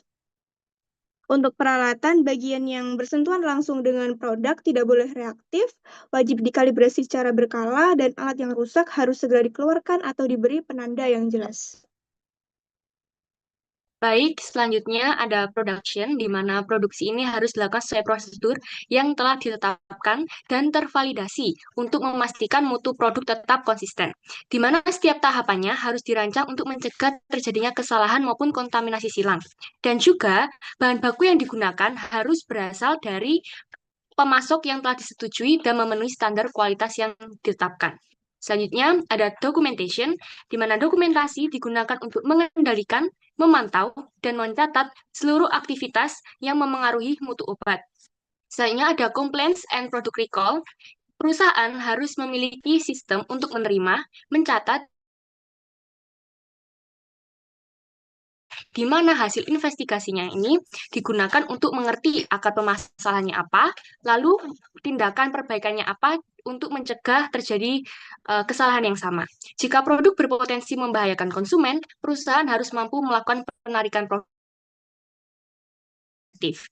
Selanjutnya ada self-infection, di mana inspeksi mandiri ini dilakukan secara berkala untuk menilai apakah seluruh kegiatan telah sesuai dengan persyaratan GMP. Kegiatan ini membantu mengidentifikasi kelemahan atau ketidaksesuaian dalam sistem mutu yang diterapkan.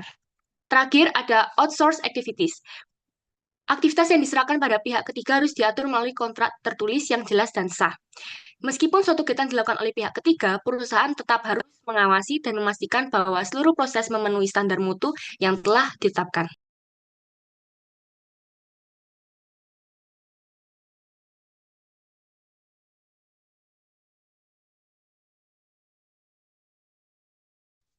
Selanjutnya itu adalah tantangan. Yang pertama, teknologi berkembang sangat cepat, jadi produksi dan regulasi harus selalu beradaptasi. Yang kedua, penggunaan teknologi digital itu memang membutuhkan investasi yang besar, tapi penting untuk efisiensi dan kualitas. Yang ketiga, keamanan data menjadi prioritas karena banyaknya informasi tersimpan secara elektronik. Lalu yang terakhir, karyawan harus menguasai keterampilan baru termasuk otomatasi dan AI agar proses produksi berjalan lancar. Singkatnya, tantangan ini gabungan antara teknologi dan SDM yang siap beradaptasi. Selanjutnya, solusi. Untuk menjawab tantangan dari GMP di era digital, ada beberapa hal yang perlu menjadi fokus industri farmasi. Pertama, GMP harus terus diperbarui agar mampu mengikuti perkembangan teknologi dan proses produksi yang semakin kompleks. Pemanfaatan teknologi seperti AI, otomatisasi, dan analisis data secara real-time juga dapat membantu meningkatkan efisiensi serta mendeteksi potensi masalah lebih cepat.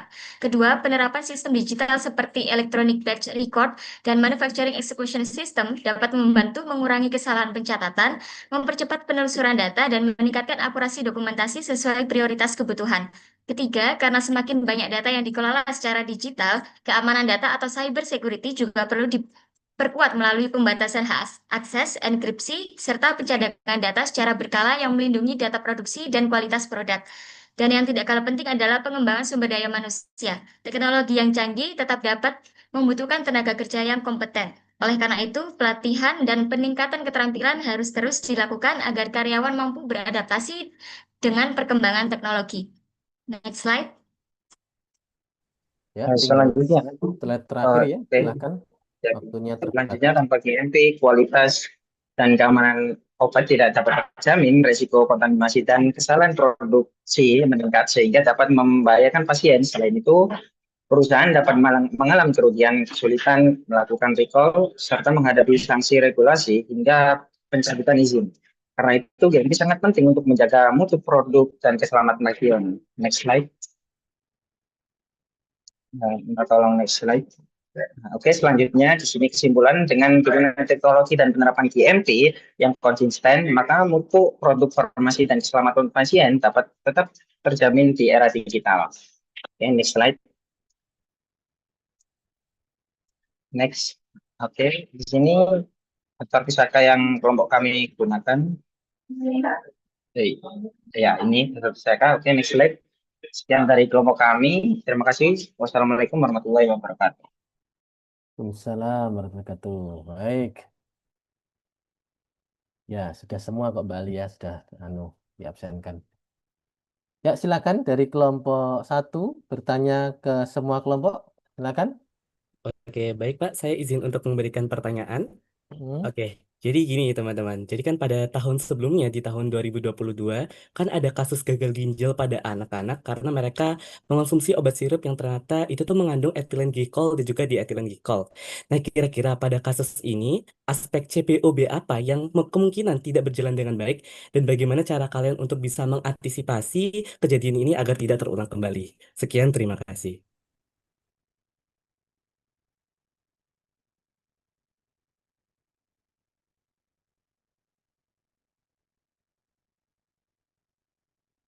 Silakan. Izin menjawab, Pak. Silakan. Apakah suara saya terdengar? Silakan. Terkait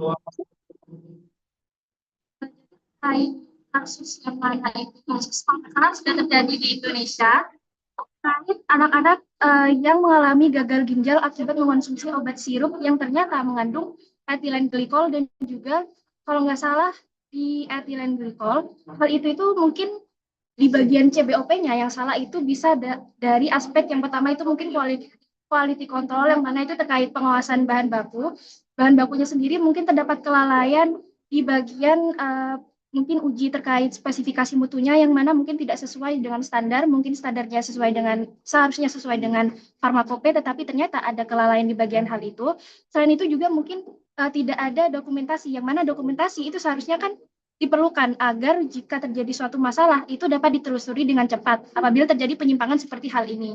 Nah, untuk mencegahnya itu mungkin industri tersebut dapat memperketat terkait pengujian bahan baku, kemudian juga memastikan bahwa pemasok bahan baku tersebut sudah memenuhi standar mutu yang mana mungkin standar mutunya adalah farmakope. Kemudian juga melakukan dokumentasi saat pengujian agar dapat kita telusuri lebih lanjut ketika terjadi hal-hal penyimpangan seperti itu. Mungkin itu dari saya, Bapak. Terima kasih. Baik, terima kasih. Betul sekali ya, Mbak Nada dan juga dari kelompok 1 tadi ya. Sedikit ralat untuk kelompok 1 yang betul adalah self-inspection, bukan self-infection. Ya, tadi di presentasinya tulisannya self-infection. Tapi alhamdulillahnya presenternya tadi betul-betul menjelaskan tentang inspeksi diri atau audit ya. Tapi jawaban yang dari kelompok lain tadi, Mbak Nada juga betul ya. Kalau ada kasus kemarin, kasus paracetamol itu betul-betul pembelajaran awal untuk kita karena memang belum pernah ada aturannya untuk memeriksa bahan tambahan atau eksipien. Eksipien itu hanya berbasis Certificate of Analysis, percaya dokumen saja. Sehingga ketika bahan tambahnya tercampur atau terkontaminasi produk lain yaitu cemaran etilen glikol dan dietilen glikol itu tidak muncul di Certificate of Analysis. Ketika mislabel, salah pelabelan pun itu juga nggak muncul di Certificate of Analysis. Jadi memang harus mendapatkan hukuman antara mulai dari distributornya, penyedia bahan bakunya hingga perusahaan farmasinya ya. Itu sebenarnya kasihan sekali ya. Tapi kolega kita sudah berhasil kita kurangi hukumannya meskipun pada akhirnya tetap akan mendapatkan hukuman pidana karena kasus tersebut. Baik, terima kasih. Yang terakhir kelompok GDP.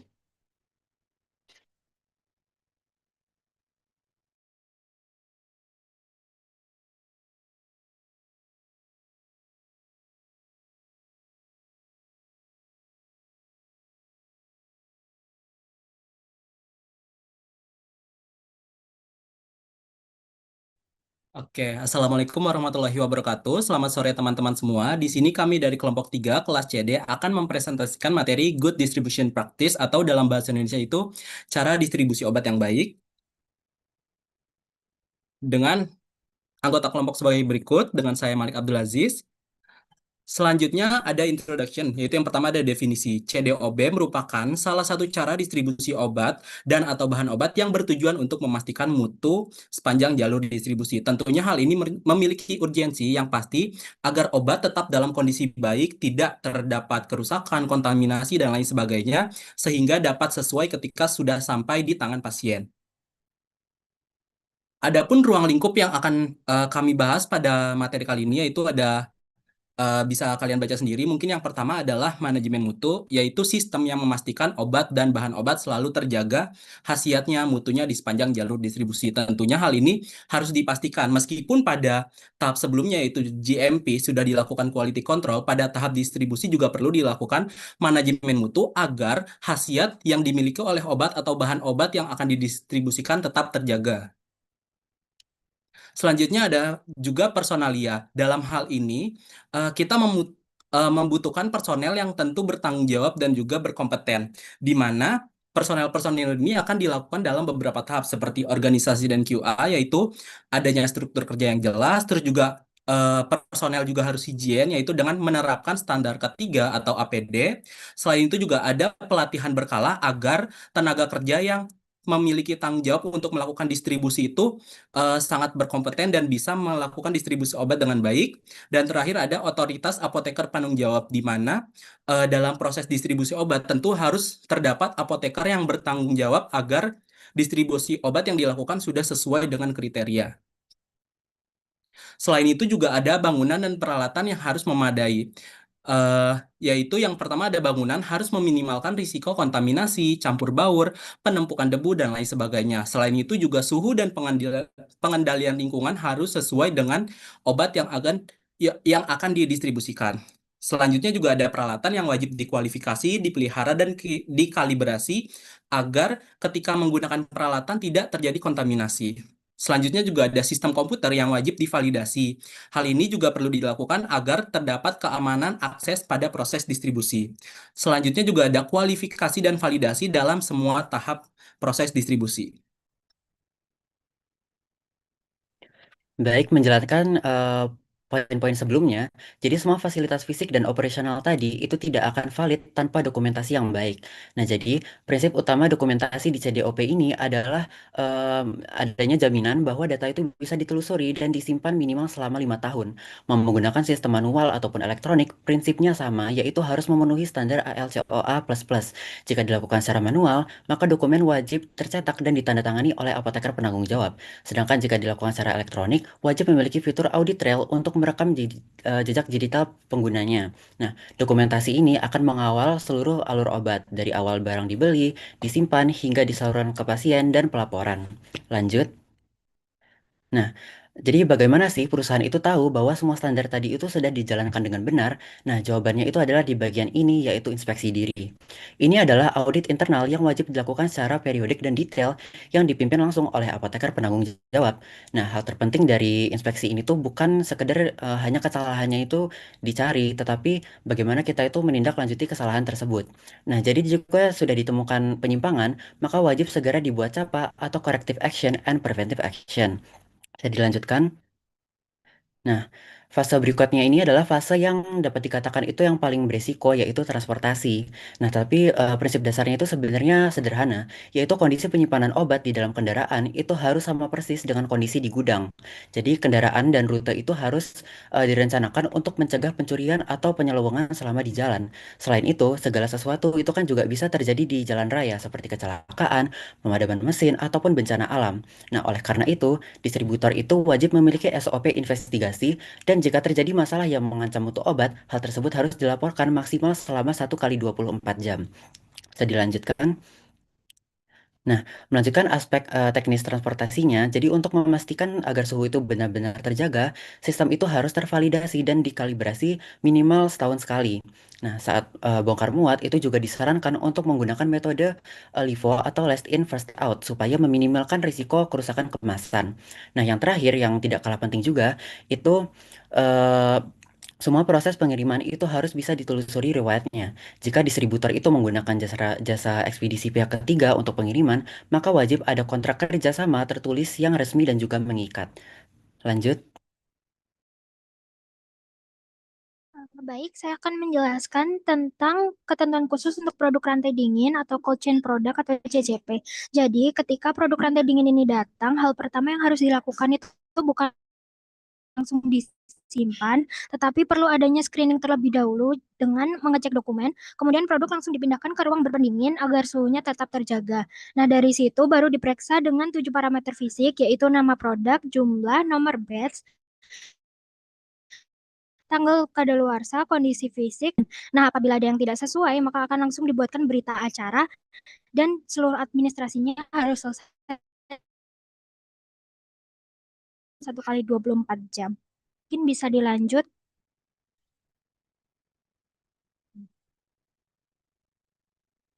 Bisa di next. Nah, untuk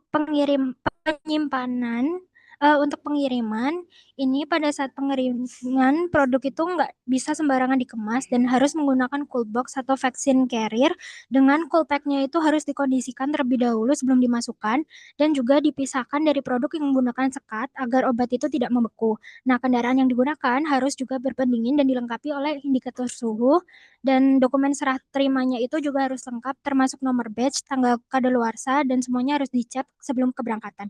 Bisa di next.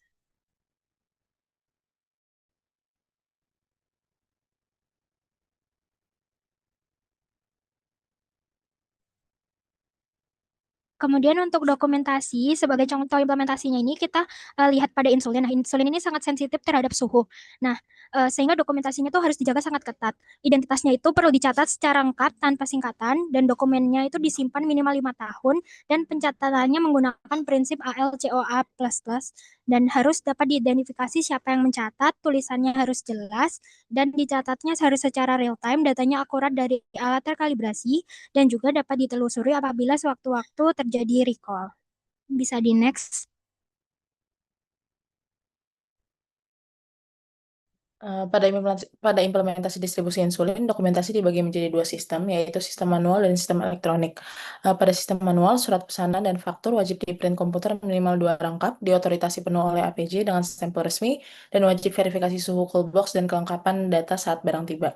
Dan untuk sistem elektronik, wajib memiliki audit trail untuk merekam jejak digital perubahan stok, lalu harus bisa mencetak dokumen fisik untuk menyertai kurir, serta menggunakan validasi digital saat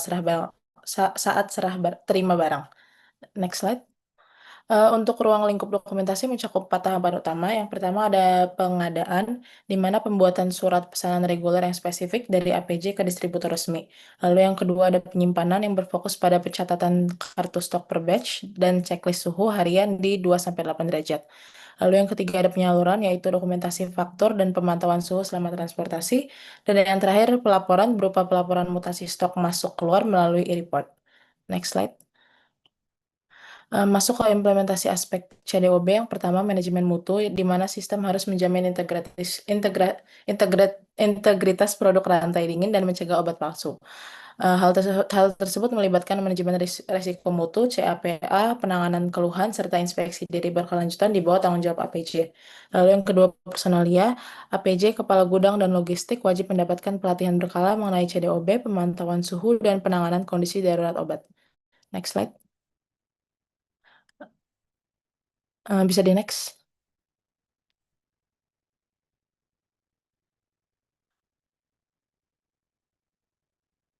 Sebelumnya.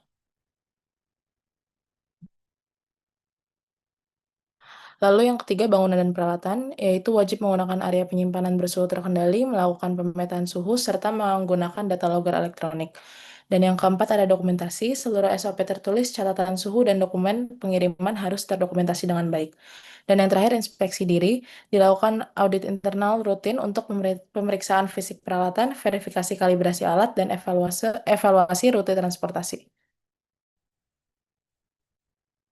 Selanjutnya adalah transportasi. Berdasarkan CDOB BPOM, ada 4 tahapan kritis. Kualifikasi armada untuk menjaga kebersihan dan suhu 2 derajat Celcius sampai 8 derajat Celcius. Pengemasan aman dengan gel pack bersekat. Pemantauan kontinu lewat data logger, serta serah terima ketat dengan verifikasi suhu dan fisik secara cepat. Selanjutnya yaitu ketentuan khusus rantai dingin. Sesuai peraturan BPOM nomor 20 tahun 2025, insulin harus selalu berada pada suhu 2 sampai 8 derajat Celcius dan tidak boleh membeku karena pembekuan dapat merusak protein insulin dan menurunkan efektivitas terapinya. Setelah pertama kali digunakan, insulin hanya dapat disimpan selama 3 bulan di kulkas atau maksimal 4 minggu pada suhu ruang. Karena sangat sensitif terhadap perubahan suhu, seluruh proses penyimpanan dan distribusi harus dipantau secara ketat agar mutu, keamanan, dan khasiat insulin tetap terjaga hingga digunakan oleh pasien. Bisa next slide. Untuk penyimpanan di jalan, gunakan wadah isotermal atau kulkas portable, lalu isi sisa ruang dengan bubble wrap atau cold pack agar muatan stabil. Jangan pakai dry ice karena bisa memicu pembekuan, dan taruh data logger di tengah muatan sebagai titik paling kritis. Untuk pengiriman, rute harus divalidasi dan kurir wajib bisa membaca alarm suhu. Jika ada penyimpangan di jalan, lakukan prosedur emergency handling dengan mengkarantina produk di tempat tujuan. Terakhir, pastikan ada kontrak kepatuhan GDP dengan pihak logistik serta pencatatan nomor batch yang lengkap. Selanjutnya. Oke, di kesimpulan, seluruh regulasi ketat BPOM 2025 dan teknis transportasi yang kita bahas tadi adalah standar mutlak. Tujuannya satu, yaitu untuk memastikan insulin yang sampai ke tangan pasien benar-benar aman, berkhasiat, dan efektif. Baik, terima kasih kelompok yang terakhir, GDP. Ada pertanyaan untuk semua audiens? Silahkan. Kelompok GDP.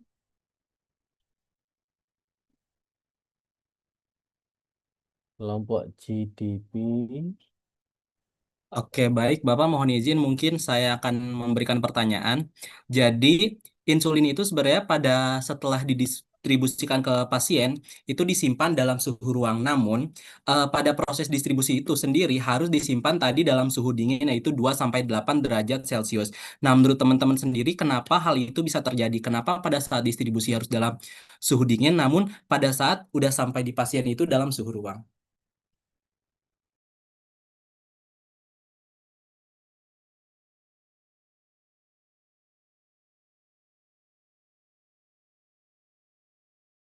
Silakan.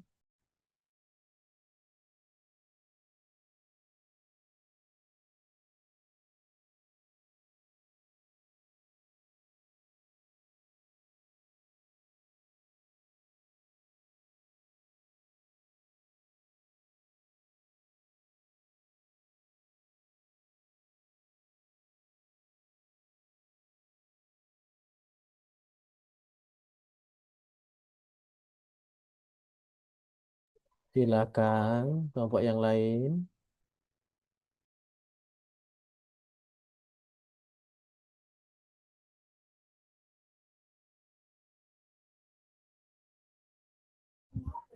Permisi, apakah suara saya terdengar? Ya, mungkin saya ingin mengajukan diri untuk menjawab sedikit pertanyaan dari teman-teman dari kelompok GMP. Jadi karena ini ada hubungannya dengan kelompok kami, yaitu kelompok GSP atau Good Storage Practice, saya akan menyebutkan kenapa kok insulin ini ketika di manufacture itu harus disimpan di suhu yang dingin, terus ketika sudah sampai di tangan pasien atau di tangan pengguna itu boleh untuk disimpan di suhu ruang. Ini hubungannya ada pada penjagaan mutu kualitas produk ya.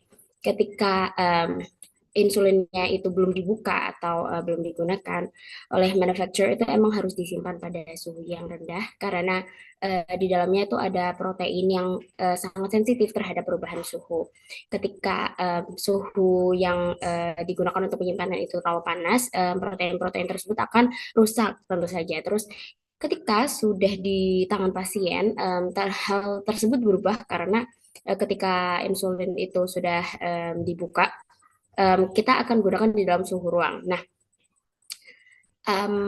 ini tentu saja ada hubungannya dengan masa maksimal penggunaan. Ketika sudah dibuka, maksimal disimpan selama 30 hari sebelum tidak layak untuk digunakan. Jadi untuk manufacturer sendiri melakukan penyimpanan di suhu yang rendah untuk menghindari masa tidak layak guna yang terlalu pendek tersebut, dan ketika sudah sampai di tangan pasien itu ada batas waktu penggunaan yang layak dan juga bisa digunakan secara convenience sehingga hubungannya dengan kemudahan penggunaan produk oleh pasien. Segitu saja. Ya, baik. Terima kasih. Jawabannya betul ya. Jadi begini, insulin itu, Mas dan Mbak sekalian, itu adalah hormon ya, hormon peptida yang sangat rentan terhadap fluktuasi suhu, paparan sinar matahari langsung, bahkan pengocokan itu juga menyebabkan kualitas insulin itu bisa terdegradasi. Sehingga ketika dirilis dari perusahaan farmasinya, insulin itu harus disimpan dalam suhu rendah, 2-8 derajat Celcius sampai masa kadaluarsa. Ketika mau digunakan, baru digunakan pada suhu kamar 25-30 dan tidak perlu dikembalikan lagi ke suhu rendahnya atau disimpan di tempat dingin, tidak perlu. Kenapa kok tidak perlu disimpan di tempat dingin? Satu, kalau nanti dingin, itu waktu disuntik sakit karena obatnya menggumpal. Kedua, terjadi degradasi. Mulai dari suhu hangat menjadi didinginkan kemudian dihangatkan lagi, itu akan merusak atau mengubah struktur insulinnya atau berpengaruh pada kualitas insulinnya, sehingga tidak perlu lagi disimpan dalam suhu dingin, cukup di suhu kamar sampai masa biasanya 1 bulan, 4-6 minggu ya. Itu pemakaian di suhu kamar. Betul sekali apa yang dikatakan oleh Mbak Sabita. Baik, terima kasih adik-adik sekalian. Ada pertanyaan dari semuanya? Baik terkait pertemuan hari ini atau persiapan UAS. Tinggal 1 TM lagi ya Bu Ani ya. Saudara segera mempersiapkan soal-soal itu tugasnya yang ada di hebat. UAS-nya esai berhitung L kombinasi dengan LJK. Jadi tidak menggunakan sama sekali gadget kecuali kalkulator. Bisa dipahami? Dan UAS inilah yang menyebabkan nilai saudara anjlok. Sehingga kemarin saudara yang menabung di UTS harapannya bisa punya tambahan tabungan di sini. Ya, baik. Tapi yang paling penting nanti pada perhitungan aspek kalkulus farmasi, resep, dan juga yang akan muncul nanti ini adalah acuan kefarmasian yang biasanya jadi menyebabkan nilainya itu menantang, lebih dinamis. Kalau ada pertanyaan, terima kasih semuanya sudah saya absen, sudah masuk presensi ya. Dan lebihnya mohon maaf. Assalamualaikum warahmatullahi wabarakatuh. Waalaikumsalam warahmatullahi wabarakatuh. Terima kasih Bapak. Terima kasih Bapak. Terima kasih Pak. Iya, Pak.